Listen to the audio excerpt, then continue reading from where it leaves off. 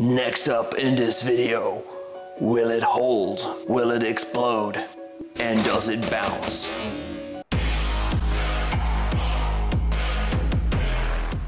So what's up guys, welcome to Barrookie. In today's video we're going to review the Swiss ball from Fitbeast. So Fitbeast reached out to me and they asked, hey, can you do a review and a tutorial on the Swiss ball? And I was like a little bit hesitant. But then in the mail I read that I could also stress test the heck out of this ball. So that is also something we're going to do. As it comes to a Swiss ball, I don't really own one. And I actually wanted to have one for the reason that it's good for stability. It's good to learn how to get good balance. Yeah, you're going to see in this video what you can all do with it. But first, we're going to dive right into the unboxing. All right, so what is in the box? So this is the box here.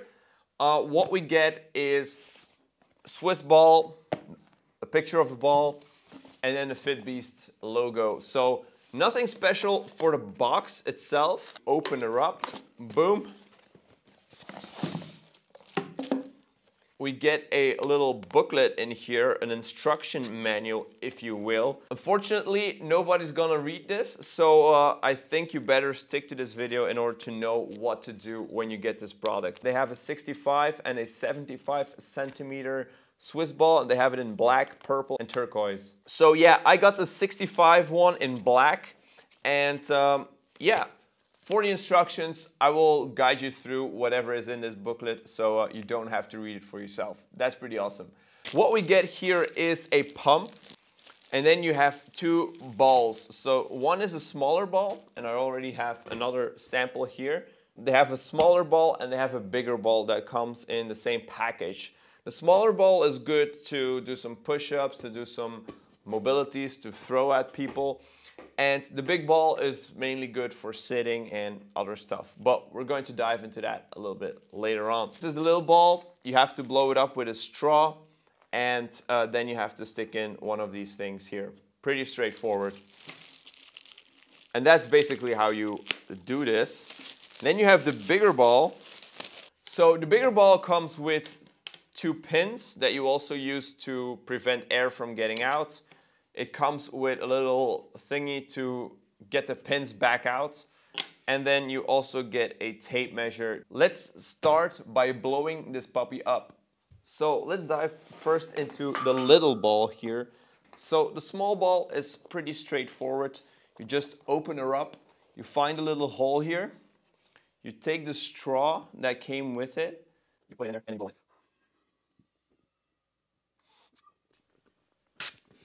I kept my finger ready so I can place it on the hole, and then we're going to do it as fast as possible. Boom. And then you push it in. Now, in order to store this product, they recommend that you take the air out of it again. So you can use this little thing here. You shove it in there, and then you pull it out. Boom. In order to let the air out faster, you're just going to push onto it.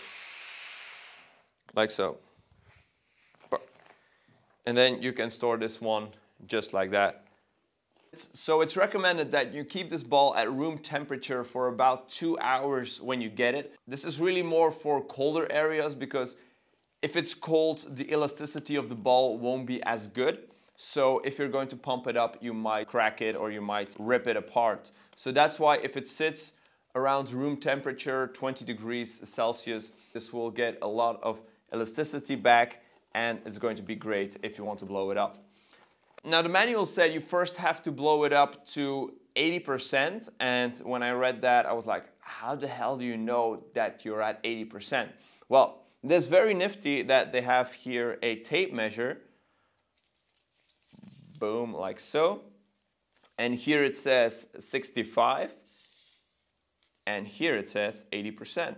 So what you do is, at first you take the 80% hole, you find the hole at the other side, like so, and you place those two holes onto each other. Then you're going to take your pump, you're going to push it all the way through, boom, and now you have this little contraption. And then you can just start to blow up the ball. So the reason why we have to do it to 80% and then we go 24 hours and then we blow it up again is so that the material can expand and you don't expand it 100% right away. So it gets some time to get used to the room temperature and then you can blow it up a little bit further. So it says it takes about 400 pumps to get to 80%. So let's get counting. 100. Now obviously if you want to have proper balance in your muscles, you do 100 with one side and then you switch to the other side. But now we're at 100, what I can do now is I have a little bit more shape into the ball and I can actually put the tape measure loosely around the circumference. Boom. And then when it starts to blow up, I really know when we're at 80%. So let's switch sides.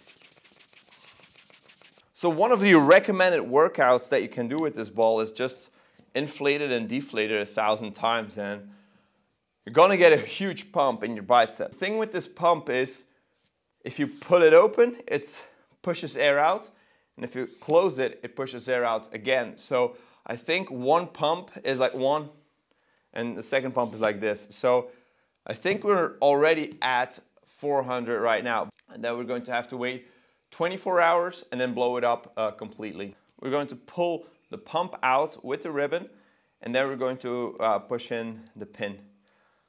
Boom, like so. And then like that. It's a little bit wrinkly, it's a little bit mushy, as you will. So once we get to the full ball here, it's going to be a lot better. But for now, we let it sit at room temperature so it can become the best ball ever.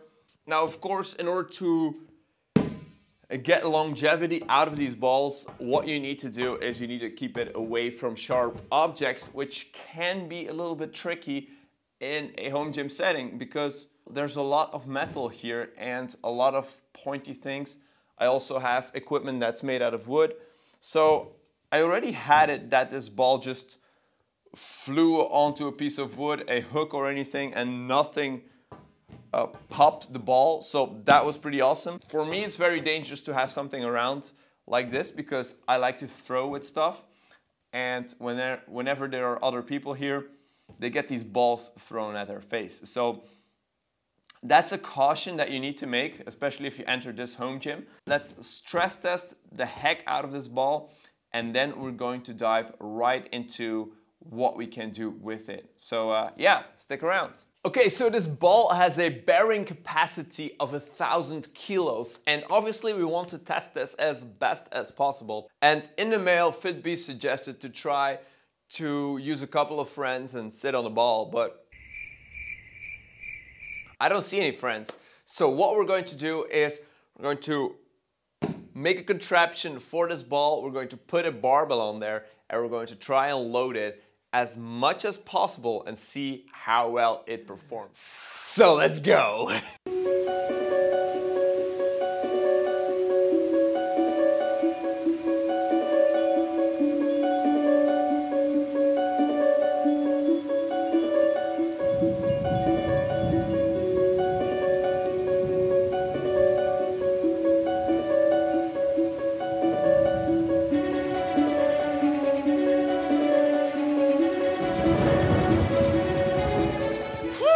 What a dangerous undertaking was that. So we loaded up the bar with 166 kilos, not nearly as much as 1,000 is, but it became super dangerous because everything that you load on top of the ball will become very top heavy. So it's going to be very prone to fall over and to cause some havoc. So that's why we stopped at 166 kilos, but that's like about 2 people. While we were doing this, I had no doubt in my mind that this ball would hold up. It was more about where the bar would be heading, and I didn't want it just shooting down to my face or my girlfriend's face for that matter. So I don't know really what you expect from a bouncing test, but yeah, this thing bounces a ton. And what I like to do is just let it bounce and see if I can hit the ceiling 2 times with 1 bounce. This is basically my test to see whether this ball is up to its strength. And damaging the lights while doing it. So now the moment we've all been waiting for. Will it puncture? No, I'm not going to do it with a sharp knife like this. This is going to be too dangerous. What we're going to do is going to use a thick needle to see whether or not this thing explodes. So, are you ready? Oh, that was anticlimactic. So, yeah, it doesn't explode. See the tiny little hole here. So if I stick this one in, it stops. So yeah, the perks of hitting the record button when you try to puncture with a knife. So I did actually puncture it with the knife, and the fact that I'm still showing this means that I'm alive and it didn't explode. So yeah, this is by stabbing that big knife into it. It just let out some air and it didn't rip open. So that means that structurally this is strong enough so that it doesn't rip apart. And you can see that it is really, really thick. It's like about 2 millimeters thick. So this is very good. This is something you want. So we've seen how to break this thing and how not to break it. But what are the use cases for this product? Well, a ball like this one is great to sit on, to work on your stability while working at the computer. This allows you to stabilize with your pelvis and your ab muscles. So while you're sitting, you're actually actively sitting.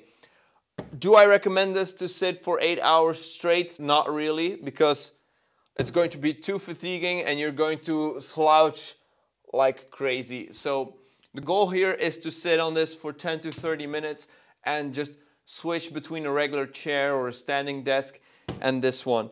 Now, that being said, we can also do some exercises with this, and yeah, let's do this right away.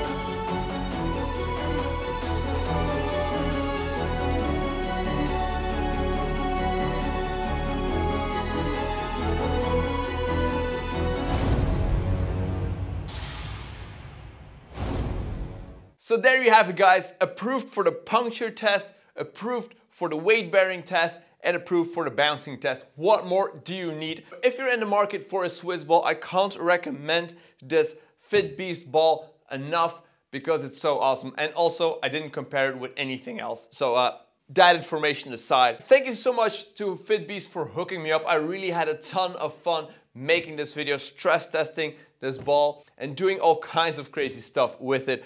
Also, thanks to you for sticking around so long, and don't forget to like if you like this video, leave a comment to say hi, and yeah, don't forget to subscribe if you haven't already, and I guess I'll be seeing you all in the next video.